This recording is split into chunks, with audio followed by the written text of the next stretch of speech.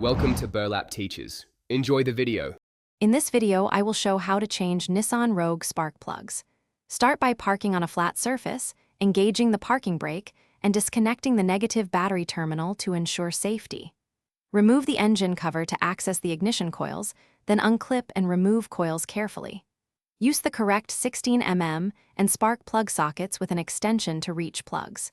Keep parts organized so reassembly is straightforward and efficient. Gather all tools before you begin and set up good lighting to see the engine bay clearly. Put on gloves and eye protection, then let the engine cool completely to avoid burns. Label each coil connector to remember cylinder order, and clean around each spark plug well to prevent debris falling into the cylinder. Keep your torque wrench calibrated and dielectric grease handy for boot installation to ensure reliable connections. Gently release the coil clips and pull the ignition coils straight out to expose the spark plugs, keeping wiring clear of moving parts. Use a spark plug socket with an extension to remove plugs, taking care not to damage threads or drop debris into wells. Inspect removed plugs for deposits that could hint at engine issues, then gap new plugs to specification.